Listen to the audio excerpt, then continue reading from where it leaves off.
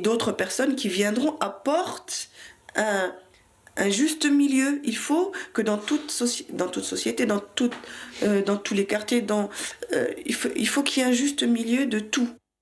Les problèmes à l'époque de Moreno, ils se produisaient en centre-ville. Moi, à l'époque où je suis arrivé, ils se produisaient en centre-ville. Et les élus dont je vous parle ont tout fait pour que les problèmes se règlent maintenant dans les quartiers. On ne voulait plus les voir en centre-ville. Je peux vous dire qu'à cette époque-là, on avait plus de moyens pour travailler de la part de la ville de Saint-Étienne. Et que derrière, on arrive à une logique où les problèmes maintenant sont enfermés sur les quartiers. Alors, oui, ils luttent entre quartiers, mais de temps en temps, ils vont régler leurs comptes en centre-ville. Mais c'est bien moins fréquent qu'à une certaine époque. Voilà. Et donc, dans cette logique-là, le repli sur soi des quartiers, ce qui fait que derrière, il y a beaucoup de valeurs qui ont disparu. Les valeurs d'altruisme, les valeurs de partage avec d'autres. Et puis, je vais vous dire comme le reste, on va rentrer dans une forme de consanguinité. Parce que, mais dans un jeu où les modèles sont toujours là. J'allais dire, tiens, je vais employer une phrase, c'est toujours les mêmes journées qui se passent. J'ai toujours été surpris dans le comportement de ces jeunes dont j'ai eu à m'occuper par la suite, c'est d'entendre leur discours, de dire qu'ils avaient déjà vécu la journée de la veille. C'est un quartier qui a mauvaise réputation et dès qu'on peut en partir, on part, très clairement. Alors, on part quand on trouve un logement ailleurs, du travail ailleurs, qu'on a les moyens de partir pour faire construire, etc. etc. Donc effectivement, c'est un quartier qui a du mal à garder sa mixité sociale, sa mixité culturelle. C'est là, je crois, le principal écueil du bien vivre à Moreno, quoi. On manque véritablement de mixité.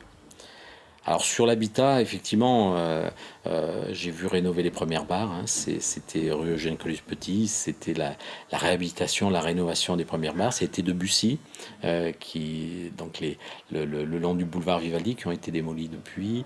Voilà, et puis ça s'est enchaîné petit à petit en fonction des ministres, en fonction des choix politiques. Et puis bien sûr, il y a eu l'ANRU avec là, je dirais, une vitesse supérieure qui a été passée, puisque l'État est intervenu directement sur des copropriétés très dégradées. C'est d'ailleurs là où se situent aussi les principaux problèmes aujourd'hui, hein, puisqu'il y a eu bien sûr la Tour Plein-Ciel, il y a aussi la copropriété du Forum qui est un petit peu en difficulté. Donc on voit bien que on n'a pas fini avec tout ce qui est urbanisme. Dans le cadre de la politique à la ville, on a vraiment encore beaucoup de travail à mener.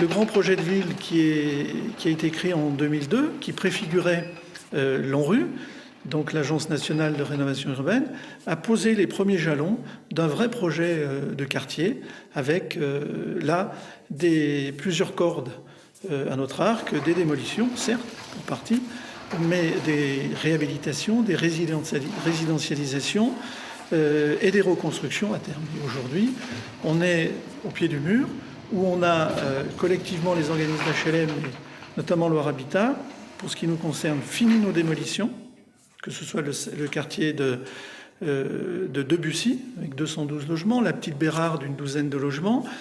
En 2003, on avait démoli Beaulieu de 117 logements. Et là, on a fini nos réhabilitations, on finit nos résidentialisations et on va attaquer une prochaine opération de construction avec 50 logements, 25 en ce qui concerne Loire Habitat et 25 Métropole Habitat, dans une opération exemplaire puisque nous serons en comaîtrise d'ouvrage.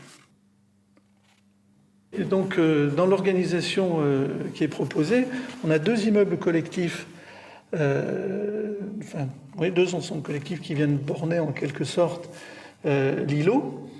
Donc 18 logements ici et 18 en deux bâtiments. Et puis au centre de l'îlot, deux bandes de maisons individuelles, accessibles soit par la cour ici ou par le boulevard Antonio Vivaldi de l'autre côté, par une rue centrale. Donc on imagine très bien que ces maisons peuvent évoluer dans le temps et elles sont conçues pour même être vendues Pour l'instant, elles seront en location, mais on peut très bien imaginer que les occupants, un jour, nous demandent d'acheter leur pavillon et avec des changements de statut, là aussi, on concourt à ancrer une nouvelle population sur ce quartier-là. Petit à petit, ils vont tout démolir. Pour en faire une résidence Pour un petit industriel ici. Bah oui, ils vont faire des entreprises et ils prendront personne du quartier pour travailler, comme d'habitude. Mais bon, ça fait mal au cœur quand même. Ouais, ça fait le boulot au ventre. Voilà, ça fait mal au cœur. Ça nous a donné des frissons. Vous y avez habité? Non, mais moi, je la voyais de chez moi depuis 30 ans. On l'a connu, on l'a grandi, on allait au Tous les docteur, matins, je la regardais par la docteur, au fenêtre. dentiste. Dentiste, C'est comme si docteur. vous alliez à Paris, vous détruisez la Tour Eiffel. C'est pareil. Et vous demandez aux Parisiens ce que ça leur fait. Ce sera la même chose. Ce sera la même chose. Nous, c'est encore pire. Nous, c'est encore pire parce que la Tour Eiffel, elle est connue dans le monde entier. Nous, il n'y a que nous, on la connaît ça, qui la voyons tous les jours. Ouais, on se repérait avec. Saint-Etienne, c'était le symbole, c'était le repère. Comment on va se repérer maintenant? On va en trouver un autre repère. La difficulté, c'est amener une transformation et pas être dans le déni de la vie des gens. En disant, eh bien, ce que vous vivez, nous, on estime dans cet environnement qu'il est pas bien, donc on va le transformer. Et la difficulté, c'est que les gens, ils n'ont pas forcément cette appréciation. Surtout que le quartier se transformant, c'est-à-dire entre les décisions de l'ANRU qui sont de 2004, 2005, 2006, et puis la réalisation, beaucoup de choses sont passées. Et nous, alors là je parle en tant que président de Métropole Habitat, lorsque on est rentré dans une phase opérationnelle pour démolir ce qu'on appelle le secteur Chabrier, les 40-45 familles qui y vivaient, n'en voyaient pas le sens. Leur quartier s'était amélioré. Pourquoi devrait-elle partir aujourd'hui alors que l'environnement s'est apaisé, qu'il y a des signes importants de cette évolution et qu'aujourd'hui, eh bien, on voudrait finalement qu'il s'en aille. Et là, c'est une position politiquement qui est dure à tenir parce que les projets urbains sont des projets sur le long terme. Très long terme, c'est des projets à 5, 10 ans, 15 ans. La vie des gens, elle est à l'année. Elle est à 3 mois, 6 mois.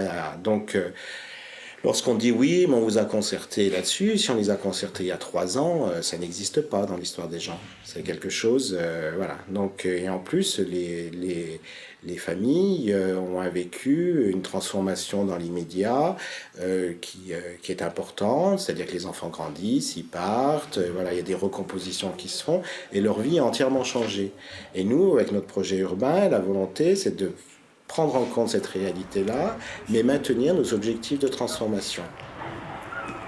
Depuis qu'ils ont démoli la tour, on a vachement de courant d'air. Ah oui, le courant d'air, là, on le sent. Ils ont dit qu'il y aurait pas de courant d'air. Le projet de Montreno, c'est avant tout un pari. C'est un pari qu'ont fait un ensemble de partenaires, de se réunir, de réunir leurs forces, leurs efforts, leurs moyens, pour transformer ce quartier et amener du changement. Montreno fait partie de ce qu'on appelle les quartiers prioritaires. Donc il y a 189 quartiers en France. Montreno, c'est le seul quartier dans la Loire et c'est le seul quartier de Saint-Étienne qui fait partie de ce qu'on appelle cette géographie prioritaire, c'est-à-dire un quartier réputé comme étant pas toujours facile, notamment pour les habitants qui y résident. Et donc, c'est intéressant que plusieurs personnes, comme vient de le dire Sandrine, des financeurs, des spécialistes de l'intervention en milieu urbain, des spécialistes de l'économie, interviennent sur ce quartier et du social, il ne faut surtout pas l'oublier, pour essayer d'apporter du mieux, vivre ensemble. Et ça passe par un certain nombre d'interventions sur l'urbain, les démolitions, de la reconstruction et des interventions sur l'espace public et les équipements publics. Il faut dire qu'il y a une démarche qui a été initiée pour la transformation et la mutation du quartier. Et cette démarche, elle est connue, elle est partagée maintenant par tout le monde, où on trouve les habitants, les partenaires et les services. Et à travers cette démarche-là, on construit ensemble le projet urbain, le projet de mutation du quartier. Et donc, il y a à un moment le social qui entre en jeu, bien entendu en transversalité avec l'économique, avec tout le travail qu'on fait sur les espaces publics. Et tout ça, et je dirais aujourd'hui, c'est entré dans les mœurs. Tout le monde travaille. Il y a des réunions de concertation dans les conseils de quartier où il y a présentation des programmes. On commence il y a eu pas mal d'études de diagnostic. Et c'est à partir de ce diagnostic-là qu'on a construit avec la population les programmes, c'est-à-dire l'évaluation de leurs besoins. Et ces évaluations de besoins, après, ils sont en fait étudiés pour proposer des actions, enfin, dans le cadre de la concertation, qui dure, bien entendu, souvent dans le temps, mais en même temps, des fois même, il y a des diagnostics partagés avec les gens pour qu'ils s'approprient justement ces lieux, ces équipements, ces transformations. Et moi, je me pose des questions quand même, parce qu'on démolit beaucoup de bâtiments. Il y a des gens qui sont dehors. Oui. On démolit des bâtiments et on construit beaucoup de bureaux. Et moi, je sais pas, mais pour moi, bureau, ça veut dire emploi. Et ils sont où les emplois autour de leurs bureaux là qui construisent? C'est où? On nous a dit on est zone franche. On fait une zone industrielle en bas. Ça va faire du travail, on va embaucher les gens de Moreno. Ils sont où les gens de Moreno qui travaillent dans la zone industrielle? Mais les gens, ils vivent comment? Qu'est-ce qu'ils te racontent? Ah non, mais les gens disent la pépinière, c'est pas pour nous, il n'y a aucun travail pour les habitants de Moreno, c'est ça en fait. Je veux dire. C'est comme habiter à Moreno. Il y a beaucoup de gens qui ont déjà une mauvaise image de Moreno, alors qu'on avait eu un échange d'une école de Gounod avec une école de Saint-Romain-les-Ateux qui était venue autour de la maquette.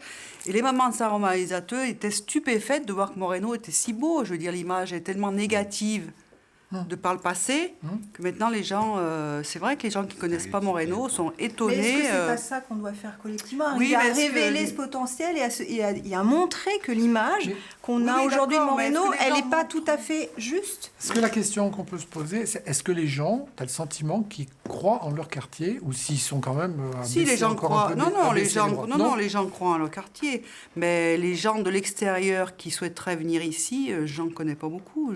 Comme je disais à Sandrine, ne serait-ce qu'autour de la table, qui veut monter sur Moreno. Oui, c'est vrai qu'on monte pour une réunion et on redescend. Voilà. Et on repart. Ah, mais le problème, moi qui a connu ce quartier dans les années, on va dire, 76, 80, et aujourd'hui, on voit qu'il y a une amélioration et, à tous les niveaux. Mais aujourd'hui, dire les gens ne vont pas venir habiter à Moreno, c'est faux. Parce que peut-être que les gens, ils ne connaissent pas Moreno. Ceux qui viennent, parce que est-ce qu'il ne faut pas peut-être qu'il y a plus de com pour que les gens viennent? Il faut aussi qu'il y ait des équipements qui attirent les... On ne vient pas dans un quartier juste pour dormir. Mais d'où les enjeux de l'économie. En amenant les entreprises, l'enjeu de flux dont je parlais tout à l'heure est fait pour ça. C'est-à-dire que les gens ne viennent pas que pour dormir et de transformer le quartier de quartier dortoir en quartier pour vivre et entreprendre, comme l'a dit tout à l'heure Sandrine, et que les gens, on ne les amènerait pas s'il n'y avait pas des réunions sur la thématique de la création d'entreprises ou sur d'autres thématiques qui étaient organisées à la pépinière. On a certaines personnes qui ne seraient jamais montées à Moreno. Donc c'est des éléments structurants comme cela qui créent du flux et positif et changent l'image du quartier. De ce côté de la colline, on peut voir aussi des constructions pour des bâtiments de bureaux, pour des entreprises. D'accord. Donc ça veut dire qu'il y a des entreprises qui s'installent sur Moreno. Et ça, qu'est-ce que vous en pensez? C'est bien aussi. C'est bien parce que ça... Il y a de la mixité, il y a des habitants, mais il y a aussi des personnes qui viennent travailler sur leur lieu de travail. Ça peut devenir un lieu de travail comme un habitat. Et c'est bien. Ça change. Les gens qui habitent dans Saint-Étienne, en dehors de Moreno, ils percevront moins le quartier comme mauvais, vu qu'ils travailleront et qu'ils viendront tous les matins et tous les soirs repartir. Ils verront différemment le quartier. Certes, il y a faire venir des populations. Il y a aussi faire en sorte que ceux qui sont là aujourd'hui ne partent pas. On a aujourd'hui des copropriétaires qui ont investi sur le quartier. L'idée, c'est que, leurs biens ne se dévalorisent pas, voire même qu'ils prennent de la valeur, mais surtout qu'ils restent sur le quartier en ayant l'impression d'avoir un patrimoine résidentiel. Ça, c'est extrêmement important. Ce qui a créé les difficultés de Moreno, c'est aussi qu'un certain nombre de personnes ont quitté le quartier, ont fui le quartier. Donc aujourd'hui, il faut arrêter cette hémorragie, il faut faire en sorte que, on puisse penser son avenir personnel, son avenir familial aussi à Moreno.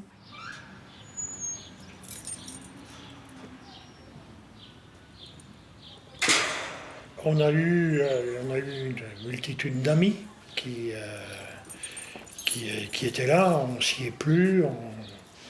Et je dois dire maintenant que il y a eu le départ important de personnes et on fait un peu office de résistant.